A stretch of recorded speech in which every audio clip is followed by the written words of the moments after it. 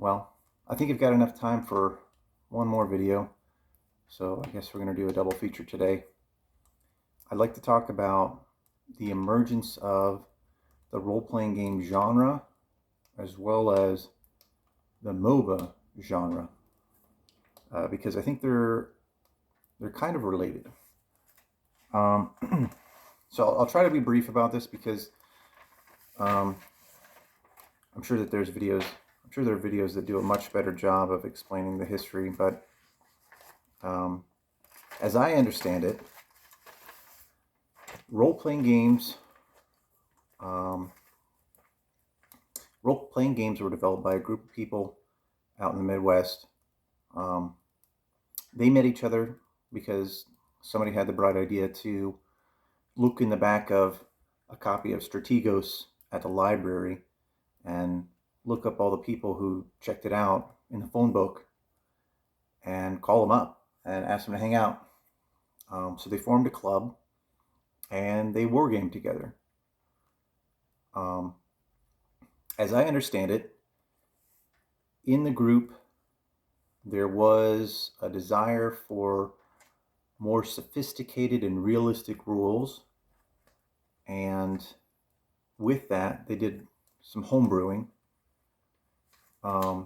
For example, I think that the rule set that they were using was meant to simulate an era of warfare that had rifled firearms, and they wanted to play in the Napoleonic era where all the firearms were smoothbore.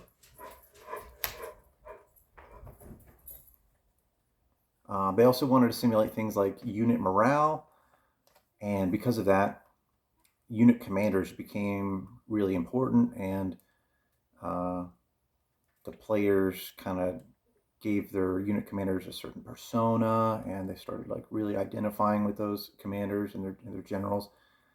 And they would also do things like interacting with townfolk for information gathering or maybe resources. And one of the things that they wanted to do in their games was simulate realistic fog of war. So they had to control the flow of information. They had to be immersed in order to have that proper like decision making and agency for their characters and for the decisions that they made on the battlefield. And whenever there was an unexpected result for a die roll, they would abduct an explanation for it. And sometimes that might have been a silly story involving an NPC that they kind of make up on the spot. But then later on, when something else happened that was similar, they would recall that NPC. Maybe, oh, Jenkins is at it again. He shit the bed again, just like last time. So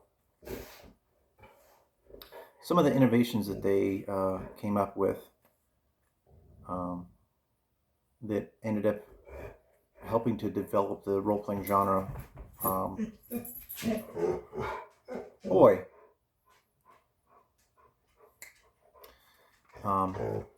Was the campaign or the macro game, where there were linked successive battles and the results of previous battles would influence the successive ones. They also experimented with referees controlling units. They experimented with downscaling from units to individuals, and even only controlling a singular individual.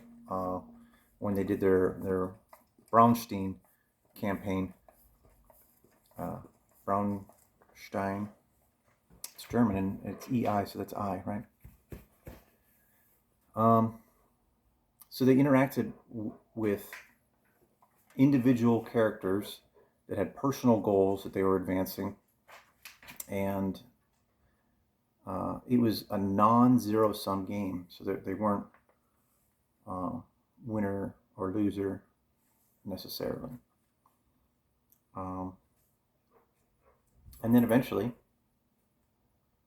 they adopted the medieval fantasy setting, and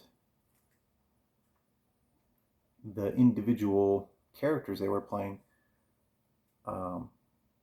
had a sort of progression system where they'd gain experience and levels, and they had statistics, much like you might recognize from role-playing games today. So overall, we see a trend going from large-scale combat, unit-level combat, and then we see increasing emphasis on commanders and individuals within those units, and then we eventually get to only individual units and extremely high emphasis on those. So where I think that this parallels the emergence of MOBAs as a genre is if we look at Warcraft, Orcs and Humans. It's a real-time strategy game, so a war game. The original game only had 4 hero characters, so named NPCs that appeared in the actual gameplay. And those, at least 2 of those, only functioned as an NPC to rescue. So if I remember correctly, as soon as you rescue them, the mission is completed. And then the other 2 were, I think, boss fights.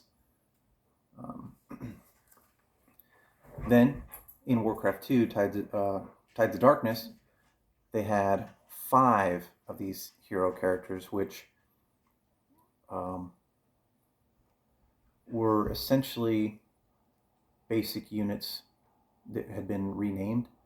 So they would have identical statistics to a footman or a knight or whatever the base unit was. And then in the expansion, Beyond the Dark Portal, they added an additional 10 of those, but they were actually slightly or significantly upgraded from the base unit.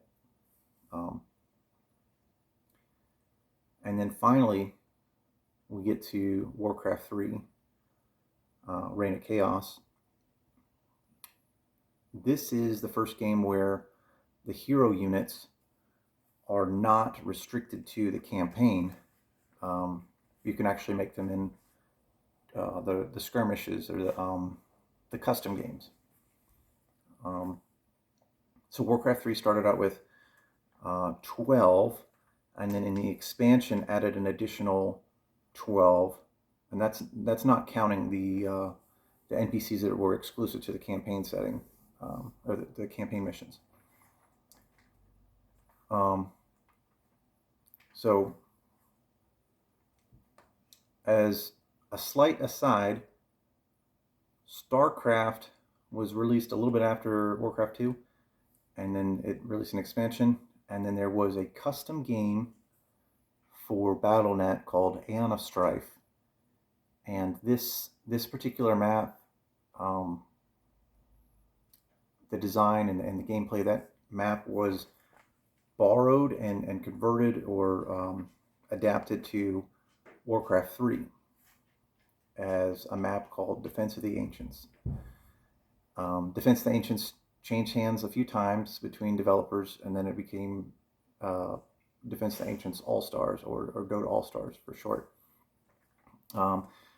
In this game, you only control a hero unit.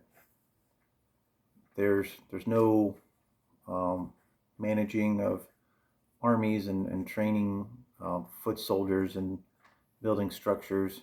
You only control your one hero character, or champion as they were called in the game, I think. Um, Again, this mirrors the development of role-playing games. We start at the unit level. We get this increasing emphasis on commanders and important individual characters within the game, and then eventually you scale down so much that you discard the entire army except for that one important character. And this one custom map for Warcraft 3 BattleNet ended up spawning a whole like genre of games. League of Legends, Dota, well, Dota 2, I guess is what it's called. I mean, I'm not a big fan of these games, but I mean, they're successful. Well, I hope that wasn't too rambly.